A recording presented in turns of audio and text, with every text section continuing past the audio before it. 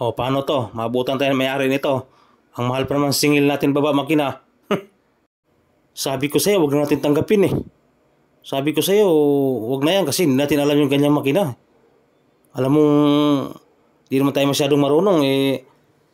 Tanggap ka ng tanggap ng, nagmamarunong ka kasi. Ayan tuloy, paano to?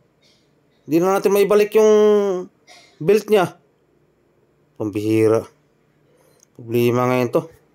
Pagalitan tayo ng may-ari nito eh. Mahal-mahal ang singil natin tapos ganito. Hindi na marunong magbalik ng belt. Hindi pa natin naayos yung lagutok ng makina. Pambihira. Hala. Tanggap pa kasi ng tanggap eh. Sinabihan na kita na wag na natin tanggapin yan kasi di natin kabisado yung ganyang makina. Oh. Ano ngayon to? Papahiya tayo nito eh. Sabi ko sa'yo eh. Masyado ka kasi nagmamagaling. Hindi porket gumagawa ka ng mga sasakyan, lahat na ng makina alam mo. Hindi ganon yon. Hindi ganon ang pagmimekaniko.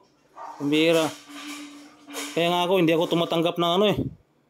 Pag hindi ko alam, hindi ko na ano yan. Tanggihan na natin kagad yan. Huwag na tayo magmarunong kasi mapapahiya tayo nito eh.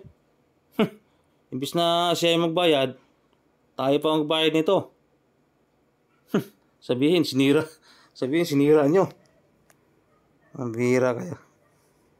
Wala ka sa ayos kasi. Mahal-mahal na singil, tapos ganyan. Hindi na marunong magbalik. Bahala ka dyan. Ikaw umarap sa may-ari mamaya. Ikaw tumanggap niyan eh. Bahala ka dyan.